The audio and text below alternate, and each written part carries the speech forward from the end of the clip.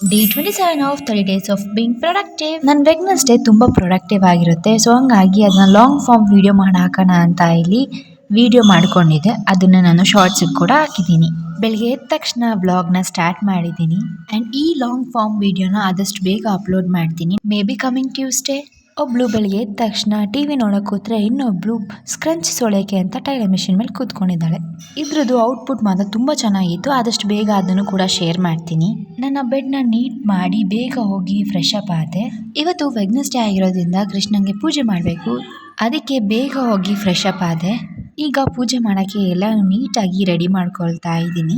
ಹೂವೆಲ್ಲ ನೀಟಾಗಿ ಮುಡ್ಸ್ಕೊಂಡೆ. ಅದಾದಮೇಲೆ ರಂಗೋಲಿ ಎಲ್ಲ ಹಾಕ್ತೀನಿ. ನಾನು ಸ್ವಲ್ಪ ಬರುತ್ತೆ ನನಗೆ. ಪ್ರತಿ ಟೈಮ್ ಹೊಸ ಡಿಸೈನ್ನ ಟ್ರೈ ಮಾಡ್ತೀನಿ. ಇವಾಗ ಕೂಡ ಹೊಸ ಡಿಸೈನ್ ಟ್ರೈ ಮಾಡಿದ್ದೀನಿ. ಹೆಂಗಿದೆ ಅಂತ ನನಗೆ ಕಮೆಂಟ್ ಮಾಡಿ ತಿಳಿಸಿ. ಬೇಗ ಎಲ್ಲ ರೆಡಿ ಮಾಡಿಕೊಂಡು ದೇವ್ರಿಗೆ ದೀಪ ಹಚ್ಚಿ ಪೂಜೆ ಮಾಡಿದೆ. ನಾನು ತುಳಸಿ ಮಾಲೆ ಹಾಕ್ದಾಗಿಂದ ಒಂದು ಫ್ಯೂ ಡೇಸ್ ಬಿಟ್ಟು ಬಾಕಿ ಟೈಮಲ್ಲಿ ನಾನು ಪೂಜೆ ಮಾಡಿ ಚಾಂಟ್ ಮಾಡ್ತೀನಿ. ಸಬ್ಸ್ಕ್ರೈಬ್ ಹರೇ ಕೃಷ್ಣ.